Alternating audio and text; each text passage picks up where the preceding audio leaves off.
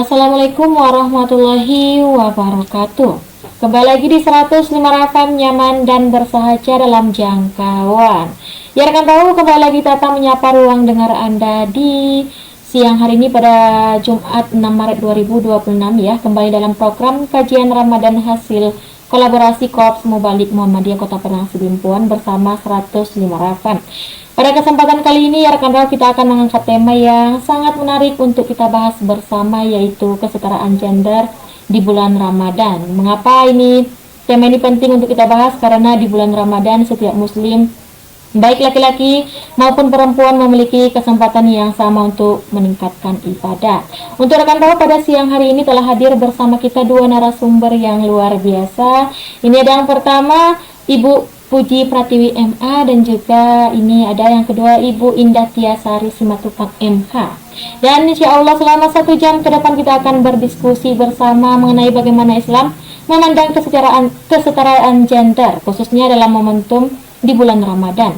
Bagi rekan tahu yang ingin bergabung dalam perbincangan ini, memberikan pertanyaan, boleh sekali menghubungi ke nomor 0822999605. Hanya bisa melalui via chat WhatsApp dan SMS ini.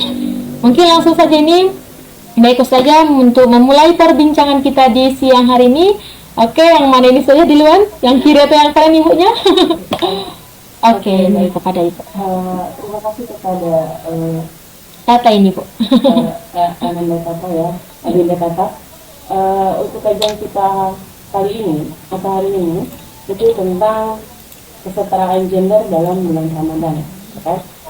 Jadi kajian kesetaraan gender dalam bulan Ramadan itu berfokus pada reinterpretasi peran sosial, di mana spiritual laki-laki dan perempuan itu memastikan keadilan dalam beribadah, serta menghapus beban ganda yang sering dialami perempuan selama bulan suci, gitu kan?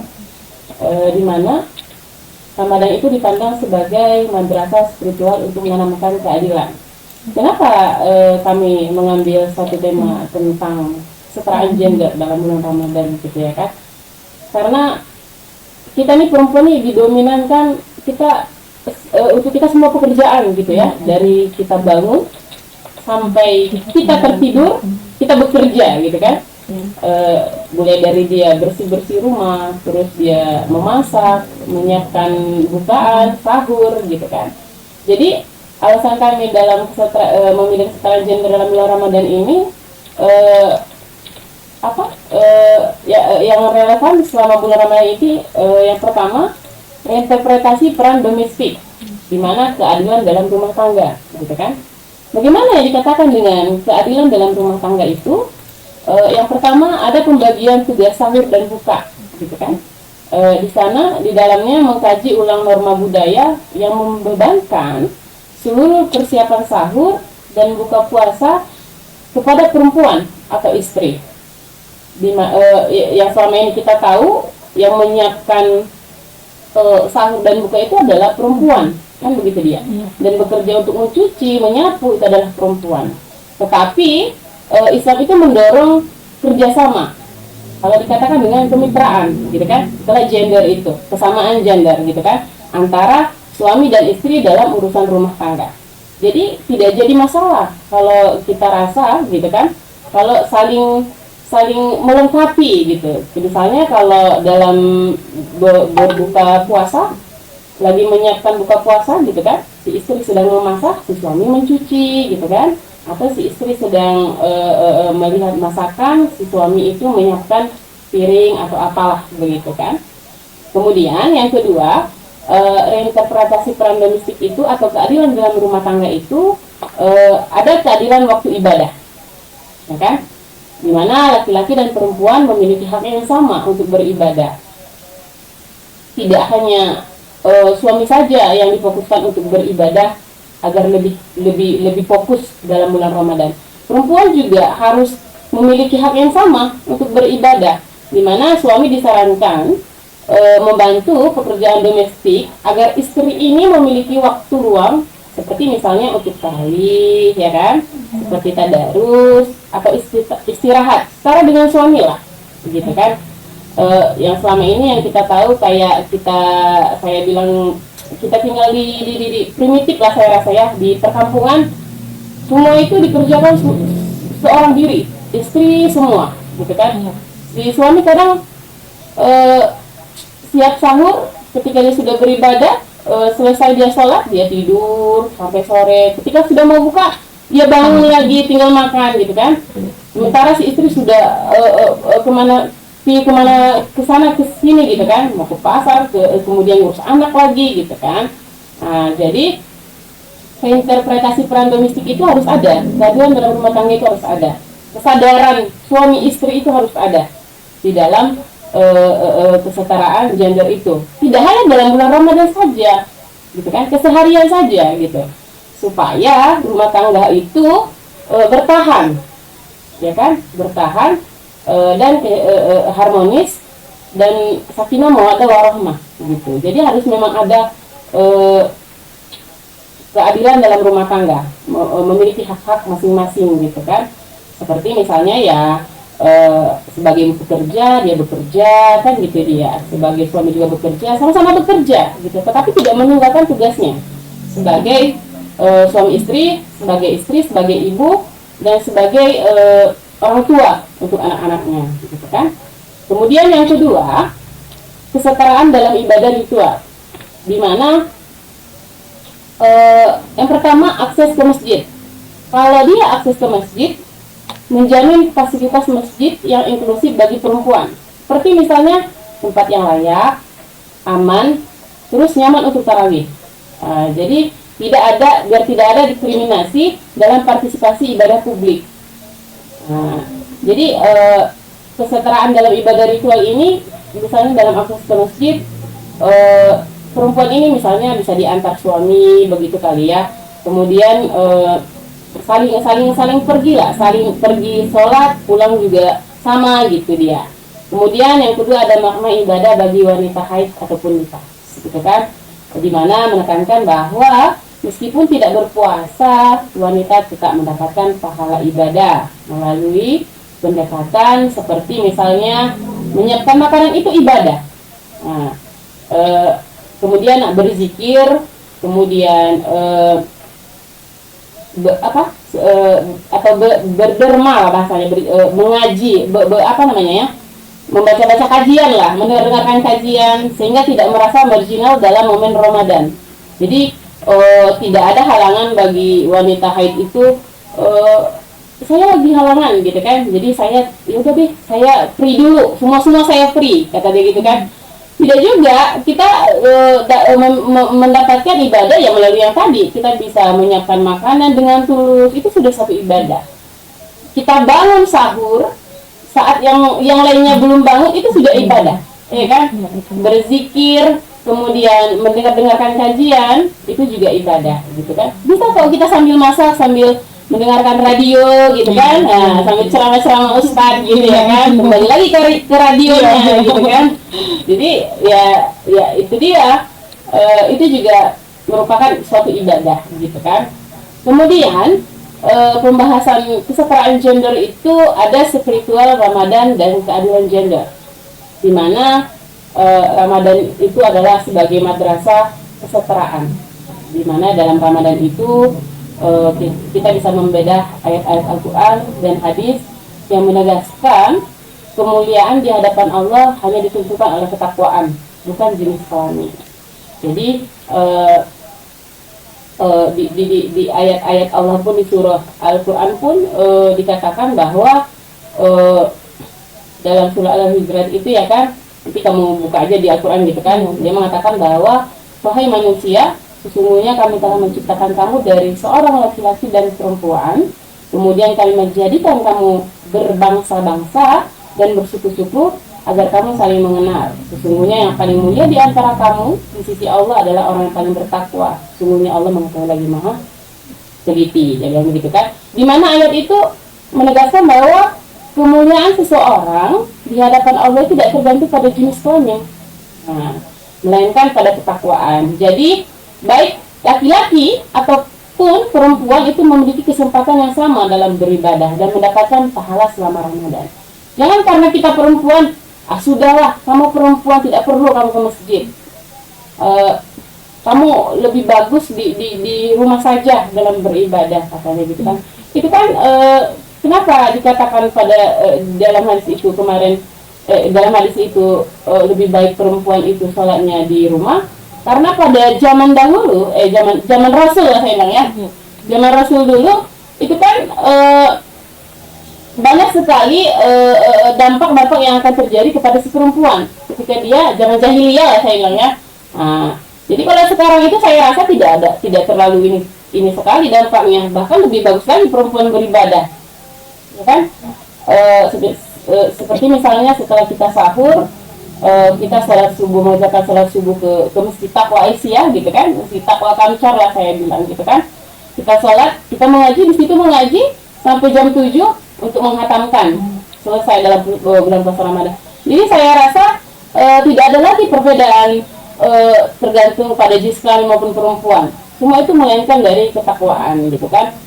Dalam rumah tangga itu sendiri, ketika istrinya kurang takwa, maka rumah tangga hancur, ya kan? Istri itu adalah fondasi dalam rumah tangga. Ketika istri itu lelah, ketika istri itu sudah selesai gitu kan, pasti dia pergi. Apapun itu dia pasti meninggalkan semuanya. Makanya dikatakan bahwa fondasi rumah tangga itu ada di istri. Ketika fondasi itu kokoh, apapun dia cobaannya pasti semakin kokoh. Nah, dengan apa? Ya dengan itu tadi, keilmuan itu, ketakwaan itu, ya kan? Nah, jadi rumah tangga itu tidak ada lagi yang namanya perceraian. Apalagi di zaman sekarang kita tahu ya, perceraian itu rasanya kayak hal lumrah lah saya rasa sekarang itu. Jadi perasaan mereka itu menikah itu udah menikah, ketika tidak cocok selesai, ya gitu kan. Dimana kalau kita memiliki memang ketakwaan, kita punya ilmu, kita benar-benar berilmu lah saya bilang kan, kita tahu dengan ajaran itu, ketika itu menikah berarti kita sudah melaksanakan ibadah. Ketika sudah melaksanakan ibadah itu tidak akan pernah selesai, pasti akan memiliki cobaan dan makin bertambah cobaan. Nah, jadi Allah itu akan mencoba kita sebagaimana tahan kita dalam menjalani suatu kehidupan itu, begitu dia kan. Kemudian partisipasi sosial dan ekonomi perempuan dalam kehidupan sekarang itu yang saya katakan tadi. Partisipasi sosial dan ekonomi perempuan itu, yang pertama, kontribusi perempuan dalam sosial kemanusiaan. Bagaimana dia di zaman sekarang itu mengkaji peran perempuan dalam berbagai, seperti misalnya sedekah, pengurusan zakat, dan kegiatan sosial selama Ramadan. Tidak hanya terbatas pada peran domestik, tidak hanya di rumah saja, tidak hanya mengurus anak saja. Itulah perempuan, itulah kesetaraan gender itu sekarang. Jangan karena itulah saya perempuan, sudahlah saya sampai SMA saja lah, gitu kan. Jangan seperti itu. Kita perempuan itu memiliki hak yang sama dengan laki-laki, tapi bukan berarti kita memiliki hak yang sama dengan laki-laki kita melawan dengan suami kita, bukan seperti itu, gitu kan. Kita tidak menghormati dia sebagai suami kita, kepala rumah tangga, gitu kan. Tetapi kita niatkan kontribusi perempuan dalam sosial kemanusiaan itu, seperti misalnya pengurusan berbagi sedekah, pengurusan zakat, seperti misalnya kita ya, Bu Puji, ada pos bakum Aisyah gitu kan. Di dalamnya memang kan perempuan semua gitu kan. Jadi kami Aisyah itu membantu gitulah saya bilang ya, membantu yang membutuhkan, seperti misalnya konsultasi hukum lah. Ya khususnya memang warga Muhammadiyah. Ya kan. Tidak tertutup kemungkinan kami orang umum juga gitu dia. Kemudian ada dia ekonomi Ramadan. Perempuan itu juga berperan penting sebagai pelaku ekonomi. Banyak sekali yang harus kita lakukan dalam di bulan Ramadan ini, seperti buat UMKM banyak ya. Kemudian pengusaha kuliner gitu kan. Terus seringkali juga memang menjadi tulang punggung ekonomi keluarga di zaman sekarang gitu kan. Tapi kalau saya katakan sebagai tulang punggung ekonomi keluarga kayaknya nggak tepat juga, tapi untuk membantu suami lebih bagusnya gitu kan. Iya, tapi kalau kita buat nanti sebagai tulang punggung ekonomi keluarga, peran suaminya nanti hilang, laki-lakinya hilang gitu kan. dan pahalanya tidak ada lagi sama kita. Yang penting ketika kita yang bekerja, suami kita tidak bekerja, kita niatkan saja. Mungkin rezekinya untuk kali ini berjalan dari saya, tapi rezeki suami saya dan anak-anak saya. Kita tidak tahu berapa tahun kemudian, 5 tahun, 10 tahun, rezeki suami kita lebih bagus dari kita. Kan gitu. Jadi tidak boleh kita menganggap remeh juga, gitu kan. Karena kita sudah kesetaraan gender, gitu kan.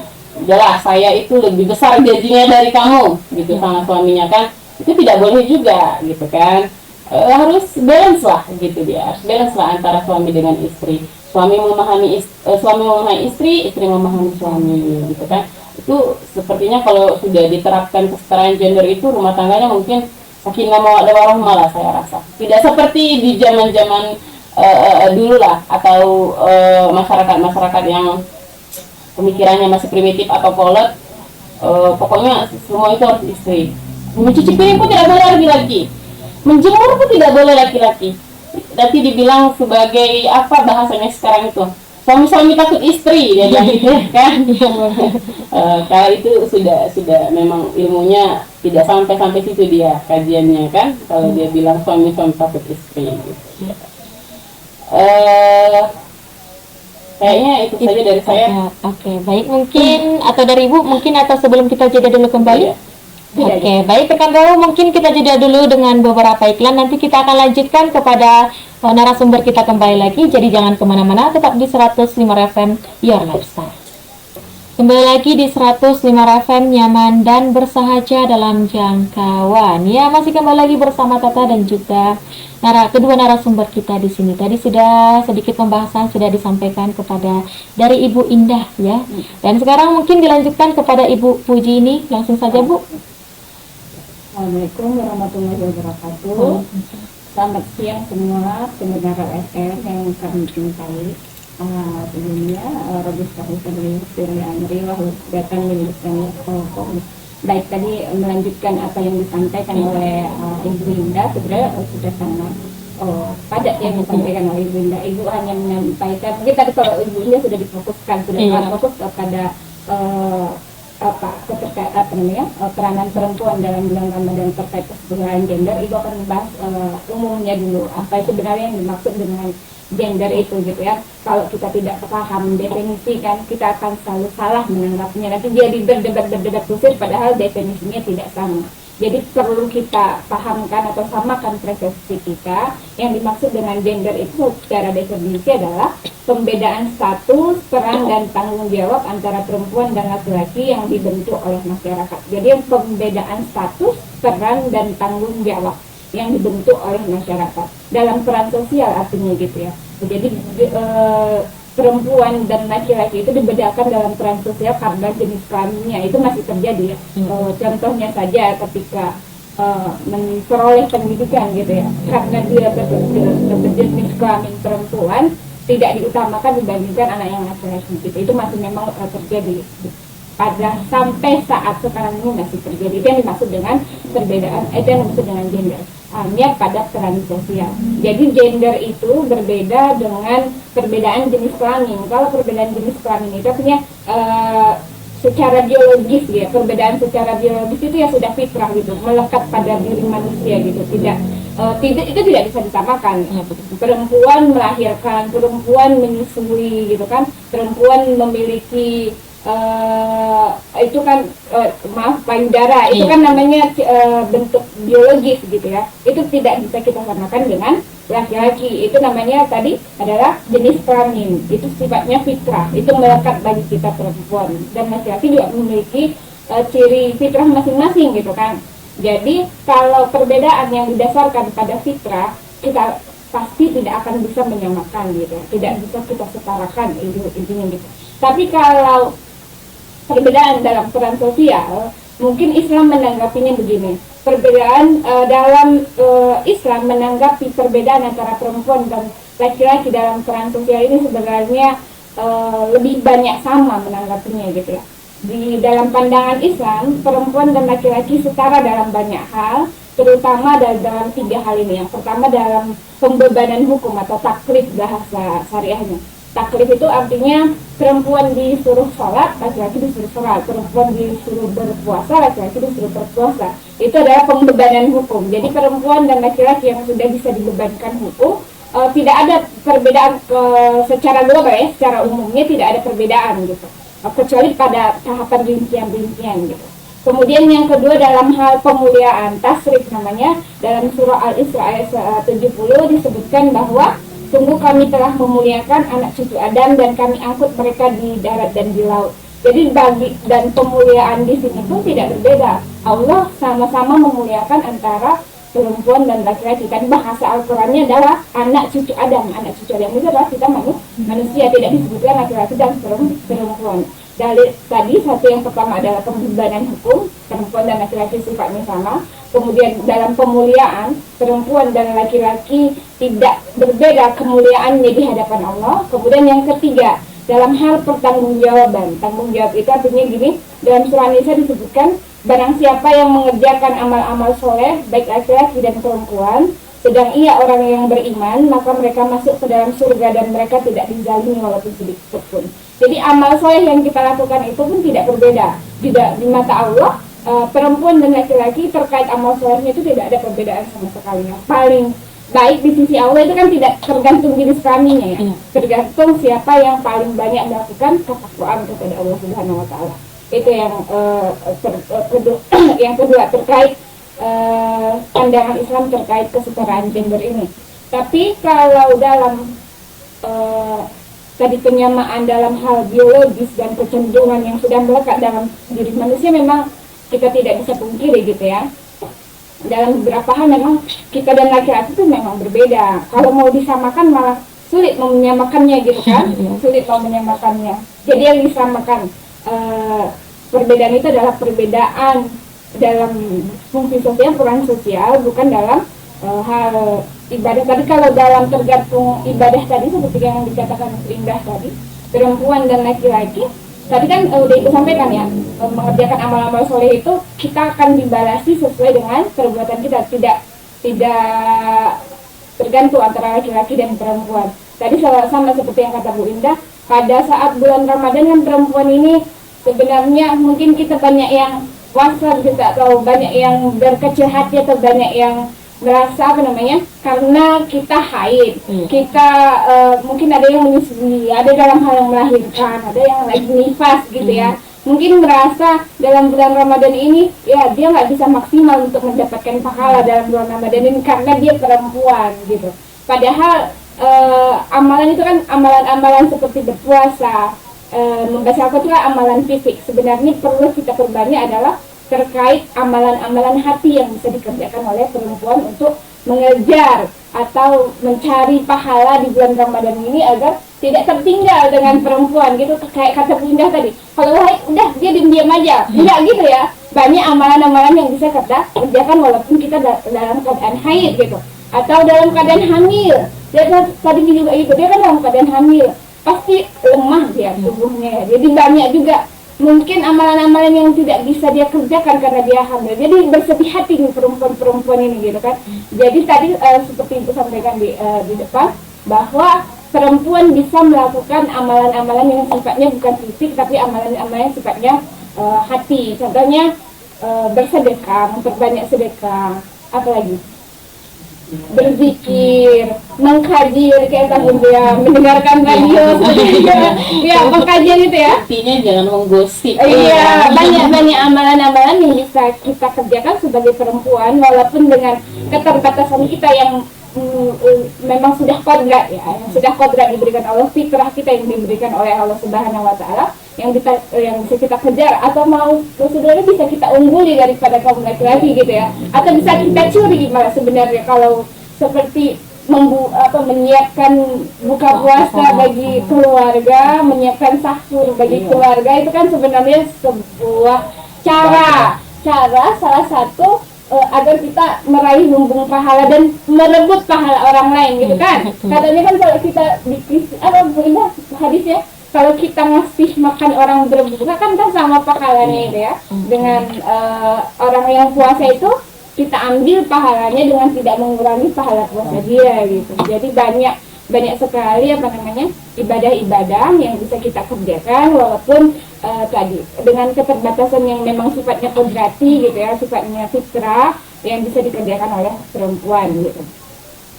Oke, ini kita lihat dulu, ini ada yang bertanya ini Ya. Bu, boleh banget ini sebelum kembali kita closing ya, ini Bu, untuk jeda iklan kedua ini. Ini Assalamualaikum Ibu, ini saya ingin bertanya, dalam Islam apakah laki-laki dan perempuan memiliki kesempatan yang sama dalam meraih pahala di bulan Ramadan? Bagaimana penjelasannya menurut pandangan Islam Bu? Terima kasih. Tadi sebenarnya udah hampir kita Ya. singgung masalah Ya, itu ya, ya. ya. Walaupun memang kita punya keterbatasan, perempuan punya keterbatasan karena masalah fisiknya, tadi karena adanya umpamanya lagi hamil, lagi menyusui, lagi nifas, lagi haid. Jadi memang hal-hal tersebut membuat perempuan terbatas untuk tapi keterbatasan itu kan tidak menjadi penghalang, artinya tidak menjadi penghalang untuk kita meraih pahala-pahala di bulan Ramadan ini. Tadi contohnya tadi bersedekah, kemudian apa lagi? Berzikir dan berdoa, kemudian menuntut ilmu agama, mendengarkan kajian, baik kajian di Raw FM Maupun yang lainnya Bu. yang lain, melayani keluarga kayak tadi ya, membuat bukaan sama sahurnya, kemudian ya itu kan hal-hal sebenarnya yang bisa perempuan kerjakan untuk mengejar pahala yang banyak di bulan Ramadan. Tambahannya udah dari Tambahannya mungkin Bu dari Ibu Indah ini. Oh, oke. Pertanyaan tadi apa laki-laki dan perempuan memiliki kesempatan yang sama dalam bulan Ramadan, gitu kan? Ya tentunya ya, dalam pandangan Islam itu laki-laki dan perempuan itu memiliki kedudukan, hak dan kesempatan yang setara untuk mendapatkan pahala serta keberkahan di bulan Ramadan, gitu kan? Keduanya itu sama-sama sebagai hamba Allah ya, yang diperintahkan untuk beriman, beramal soleh dan meraih ketakwaan, gitu kan? Jadi tidak apa perbedaannya dalam di bulan Ramadan gitu. Meskipun sebenarnya ada perbedaan dalam kewajiban ibadah fisik seperti yang dikatakan Bu Fuji tadi kan, ada dia seperti misalnya haid ataupun nifas, gitu kan? Bukan berarti bentuk diskriminasi itu dia melainkan lebih ke keadilan dan kasih sayang Allah berdasarkan kodrat masing-masing. Jadi ketika wanita itu misalnya halangan ataupun melahirkan, menyusui, gitu kan, bukan berarti dia tidak bisa, gitu kan, mendapatkan pahala di bulan Ramadan. Oh, banyak sekali pahalanya. Semakin kita kejar, pahalanya semakin datang ke kita, gitu kan. Jadi ya perbedaan kodrat tidak menghalangi perempuan untuk menggapai derajat ketakwaan yang sama dengan laki-laki di bulan Ramadan, gitu ya. Jadi kalau untuk mendapat pahala yang seperti apa sudah dijelaskan oleh Bu Suji tadi. Kita bisa misalnya berzikir, kita bisa memberikan santunan kepada anak yatim juga itu sudah pahala. Ataupun kita memberikan takjil ke masjid, gitu kan. Sudah berapa orang di masjid itu yang mau berbuka puasa, gitu kan. Jadi dengan amalan yang dia perbuat sampai habis dia makan, takjil kita berikan, dengan amalan yang dia perbuat itu ibadah untuk kita, ada pahalanya untuk kita, seperti itu dia. Jadi sering-sering lah memberikan makan anak yatim, gitu ya kan. Dan begitu kan Bu Puji, sering-sering memberikan makanan untuk anak yatim, terus apa ya dibilang, fakir miskin lah gitu saya bilang, gitu ya kan. Ataupun lebih bagusnya juga ke masjid, gitu kan, atau sumbangan Al-Quran ataupun yang lain-lain lah. Saya rasa masih banyak lah tanpa harus terbatas gitu lah ya. Oke, ya itu buat kakak atau abangnya atau bapak ibu yang bertanya tadi yang sudah terjawab itu jawabannya. Mungkin akan tahu kita jeda dulu dengan beberapa lagu ini ya. Nanti kita akan kembali lagi untuk statement closingnya kembali. Jadi jangan kemana-mana, tetap di 105 FM Your Lifestyle. Kembali lagi di 105 FM, nyaman dan bersahaja dalam jangkauan. Ya rekan tahu, kita sudah kembali di segmen terakhir kajian Ramadan. Di siang hari ini masih membahas tema kesetaraan gender di bulan Ramadan. Tidak terasa sudah 1 jam kita telah bersama dalam perbincangan yang sangat menarik dan penuh ilmu ini. Dan kita sudah di kesimpulan dari pembahasan kita di siang hari ini. Mungkin kepada ibu yang mana ini untuk closingnya ibu? Oke. Baiklah. Poin-poin penting tentang kesetaraan gender itu di bulan Ramadan. Pertama tadi ada kesetaraan ibadah, gitu ya kan Ibu Bapak. Kemudian ada pembagian peran domestik, jangan lupa, jangan hanya dikasih kepada ibunya saja, gitu kan. Jadi bapak juga harus menolongi lah, gitu kan, membantu tugas rumah tangga lah, gitu kan. Seperti mencontoh Rasulullah, gitu kan, yang tidak segan membantu pekerjaan rumah, gitu ya kan. Nah, kemudian ada akses ibadah publik, nah itu dia, berikanlah kepada istri, gitu kan, akses ibadah publiknya, keluar rumah juga, asalkan dia tidak inilah ya, tidak jadi apakah mudarat yang inilah, gitu kan, apa dia keluar, gitu. Kemudian produktivitas, jadi berkarir atau bekerja di luar rumah selama Ramadan itu diperbolehkan ya bapak, bagi perempuan selama membawa kemaslahatan dan didukung oleh suami, gitu kan. Kemudian ada keadilan sosial, di mana waktu untuk menghilangkan gender stereotip gender dan saling mendukung, gitu kan, bukan membebani satu pihak dengan pekerjaan domestik. Jadi ketika istri itu keluar, jangan ada dia sudah keluar pintu, saya mau masak apa ini, gitu kan. Jadi dia nggak tenang dia keluar. Jadi berikan aja dia dulu kebebasan sampai nanti jam 5 baru dia memikirkan apa bukaan, gitu kan. Sama seperti kita nih ya, cewek-cewek kan, kita siaran di sini, gitu kan, bukan berarti kami melupakan keluarga nanti. Ketika sudah jam 5 nanti berputar lagi otaknya, apa ya yang mau dimasak, kan gitu dia. Jadi ada ini dia, intermezzo otak cewek itu ada, perempuan itu, gitu kan, nggak hanya rumah terus masak terus nyuci terus nyetrika terus, gitu kan, jadi stres dia bawahnya, jadi berantem terus ya kan. Nah, jadi bapak ibu termasuk bapak ini ya, harus diberi kebebasan kepada perempuan, gitu. Jadi perempuannya juga jangan merasa bebas sekali, gitu kan, jadi lupa pulang lah bahasanya, gitu kan. Oke, jadi kesetaraan gender dalam Ramadan itu menekankan bahwa laki-laki dan perempuan memiliki kedudukan, kewajiban puasa, dan potensi pahala yang sama di hadapan Allah. Ramadan harus menjadi momen kolaborasi, bukan beban ganda bagi perempuan, melalui pembagian peran domestik yang adil, saling menghormati, dan kerjasama dalam ibadah. Mungkin itu saja ya. Oke, untuk Ibu ini Bu Cini. Ibu nggak menambahkan lagi. Tutup aja. Sekian mungkin dari orang Ibu. Tunggu dulu, kita mau promosi dulu nih. Oke, boleh banget Bu. Boleh ya? Boleh. Oke. Di Posbakum Aisyah Padang Silimpuan nih adalah lembaga bantuan hukum yang terbuka untuk umum di Padang Silimpuan, yang layanan berfokus pada penegakan keadilan, khususnya melalui kerjasama dengan Dinas PPA, Pemberdayaan Perempuan dan Anak. Jadi kalau misalnya saudara atau keluarga, gitu kan, ada sedikit masalah, gitu ya kan, boleh menghubungi layanan kami kepada kontak utama yang tersedia, ada Ibu Nur Ajijah, nanti kemana nanti ininya ya, Nomor 821 69584173 sama Ibu itu aja nanti. Kalau enggak, datang aja ke Masjid Siborang, gitu ya. Iya, Masjid Taqwa. Tapi kami lebih fokus ke dalam bantuan hukum, memperkuat peran paralegal, terutama terkait isu perempuan dan anak. Jadi kami lebih ke perempuan dan anak nih. Iya, oke. Misalnya maaf ya, banyak kasus yang sekarang itu kayak sodom ataupun pelecehan seksual, gitu kan. Jadi kami mau membimbing anaknya supaya tidak trauma, gitu ya. Oke deh, itu saja. Oke, itu aja Bu. Oke, mungkin langsung saja ini saya yang closing katanya. Oke Bu, rekan Rawu, ini perbincangan kita dapat kita pahami bahwa Islam memberikan kesempatan yang sama kepada laki-laki maupun perempuan untuk beribadah dan meraih pahala di bulan Ramadan. Yang terpenting dalam bagaimana kita memanfaatkan bulan yang penuh berkah ini dengan memperbanyak amal ibadah, memperbaiki diri, dan meningkatkan ketakwaan kepada Allah Subhanahu wa Ta'ala.